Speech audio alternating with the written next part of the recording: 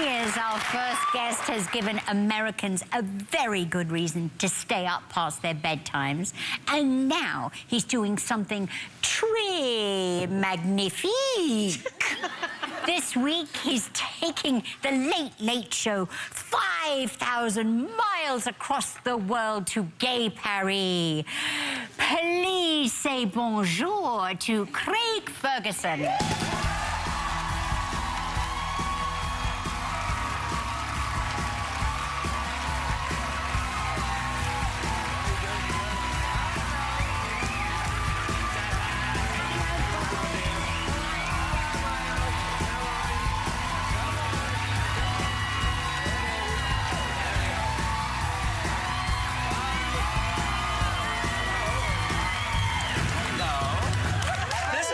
Nice. I forgot this is the nicest smelling show in television. Yeah. It smells so nice here right now. This is like, it's like a dream I had.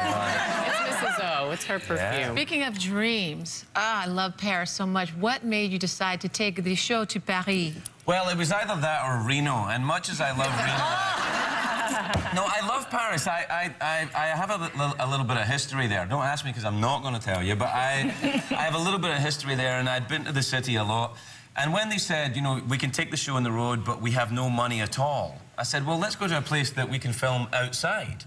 Because if you go, you know, usually if you take a late night show on the road, you go to a studio and you get an audio. But I had no money for any of that, so we just did it outside in Paris.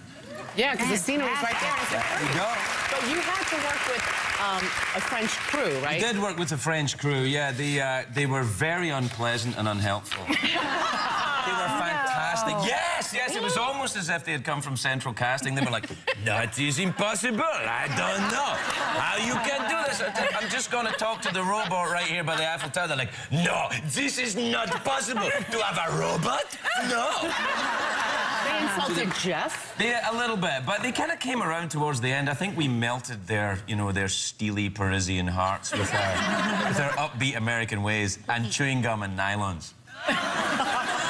Now, tell me about this robot, Jeff Peterson. Was it really that difficult to find a human co-host? I wasn't interested in having a human co-host. I wasn't interested in having anyone who was willing to be a co-host in a show as bad as mine. So what I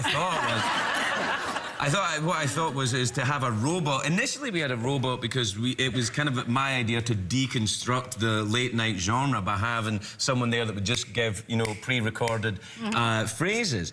And then the guy who did these phrases, Josh Robert Thompson, who's the actor who is the voice of Jeff, kind of was so good at it, I thought, well, just do it all the time then, and it became a real thing. So I kind of came full circle, and now I have a sidekick, but he's a robot skeleton. He's a robot. Yeah. That's nice. Yeah. Did you like the trip? I think he did. You know, with a robot, they're very easy to move. You just fold them up, put them in a case, and put them under the plane. Yeah, you could never do that with a regular host. You have to get their shots and everything like that. Please. The only thing is, give them per diem. right, all that stuff. You have to give them Latin money, and the thing is, the only problem was he has a different socket to the French. So you learned that the hard way. We did, yeah. We had to get Le batteries for him when we were there. We do have some footage of your trip, and I want you to explain to us exactly what's going on here, because I'm confused. Oh, yeah, that's me dancing. I was rehearsing at the Moulin Rouge there, right there, like that. That girl was very friendly. She's Australian. They go around a different way. Does Richard Simmons know you stole his look? That's the look I was going for. I'm glad you got it. I thought that I was trying to look as unattractive as possible in a room full of very attractive women, and it seems to have paid off. You've got awfully big feet. I have got big feet. Yes. It's because I've got other big things in my body, and it's all proportion, Sharon. It's just proportion. If I didn't have big feet, I'd tip over. Speaking of proportion, when I went to Moulin Rouge...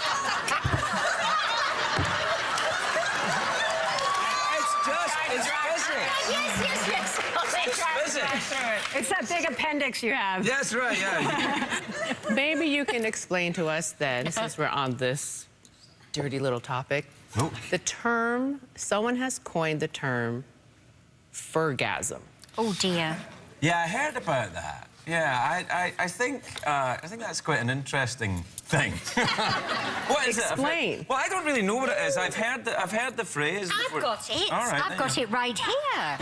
And it says, this is what I'm meant to say to you.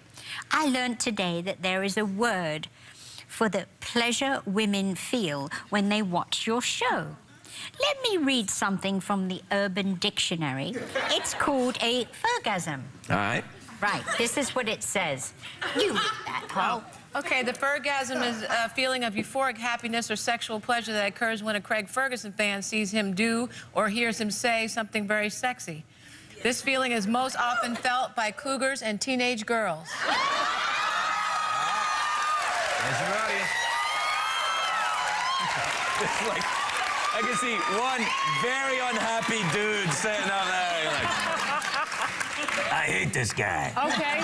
Then there's a guy in France named Arthur who has essentially ripped you off, right? Oh, well, he doesn't have Fergasm. It's an homage. I think it's fine. What's the story there? Well, he saw my show and he liked it, so he did it in French. And I think that's okay. I'm kind of fine with that. I don't understand what you're saying. Did what? He did my show. He does my show. He has all the things, apart from the robot. He doesn't have the robot yet, but all the other things, the puppets, the things that I do, all these things, he kind of does. Like talking close to the camera? Yes, all that. Yeah, he does all that. In French, though. Dare. No, I'm fine with it. I'm absolutely fine with it. It's flattery. I think, and he's very funny and nice man. I thought I could either sue him or befriend him, and I decided to befriend him, much to the consternation of the lawyers at CBS. We're gonna have more with Craig Ferguson when we come right back.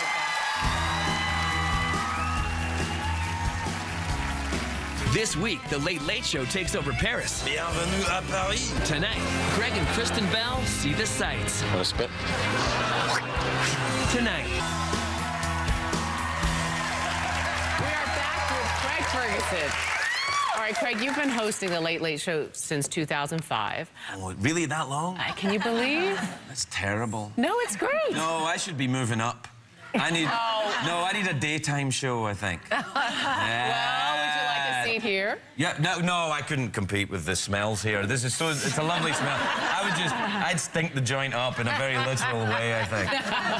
Well, can you give us any advice, being that you've been doing season after season, because in a few weeks, we're about to go start our second season. Congratulations, that's right. Thank you. So, and you've gone through some changes. You have a co-host now. Well, Jeff is your co-host. Yeah, I kind of, you know, that'll go along as long as I don't get bored. I really keep trying to do the show which is entertaining to me, and sometimes people get annoyed when they say, oh, I liked it when you had that, and then you stop doing that, and I was like, well, I got bored doing it. And, you know, if I'm not enjoying the show, I couldn't do it. So I have to find ways to entertain myself. My suggestion to you is, if you do a show every day, is you better find a way to have fun with it, because if you don't, it's a prison sentence. Amen. Yeah? Yep.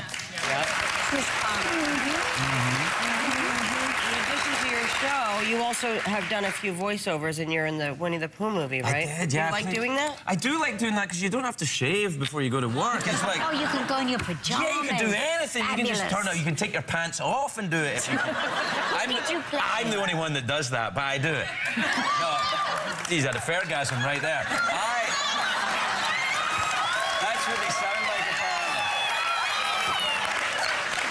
Now, since your last appearance here, you had a son, Liam, did, right? yeah. What's it like to have a baby in the house? again? Yeah. Well, they're exactly the same as they're still unreasonable. They're still crying all the time. They still poo themselves. It's a lot of work, but it's great. I'm having a great time with it. No, it actually is. It's fine. He's like reverse baby though, Liam.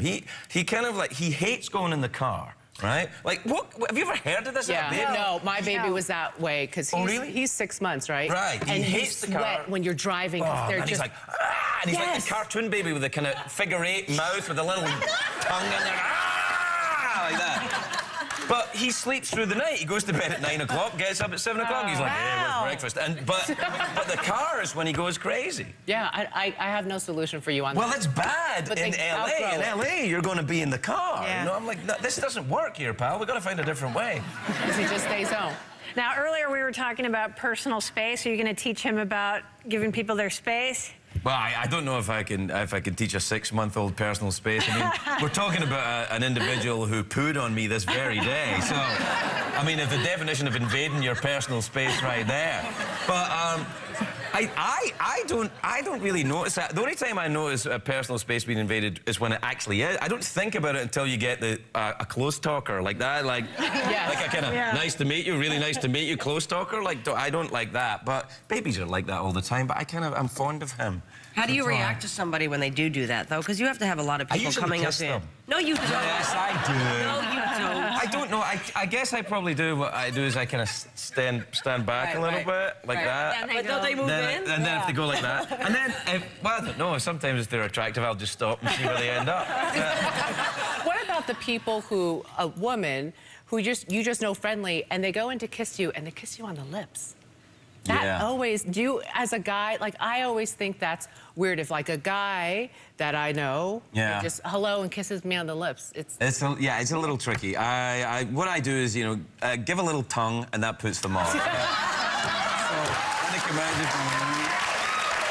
show them. Right, and then they have that fergasm. That's when the fergasm comes. All right, you are, in addition to doing the Late Late Show, you are going to do some stand-up around. I do occasionally go out and do stand-up. I like doing it. It's kind of like crack, I think, stand-up. Once you get kind of hooked by it, it's very difficult to leave it alone. Because I do it, you know, and you know, Leno goes out and does stand-up. You know, he doesn't need the money. He just goes and does it because it's a real feeling of freedom for a performer. You don't have to worry about, you know, the commercials or the FCC or, well, you never used to. Now everyone's got a phone going, I can't believe he said that. Wait till this goes on YouTube. But it used to be the place where you could really let rip. But now I don't even. Is it true that you're sharpening your skills, and when you don't go out for a while, you get a little rusty? I've heard for sure. Yeah, it's like flying a plane. You better keep it up. Because if you think you can do it and then you go back to it after being off for a while, you'll find that, you know, things have changed and the world has moved on without you. In the last few seconds, where can people find out where you're performing? Go to your website? I guess that would be the place. Or give some dates. Give some dates. I don't really have them in my head. I don't. But there's some coming up. You betcha. All right. Go to the website. Go to the CBS. Go to our website. We'll get them to you. Craig Ferguson, thanks for coming. Don't miss the Late Late Show every night this week at 12:35 on CBS.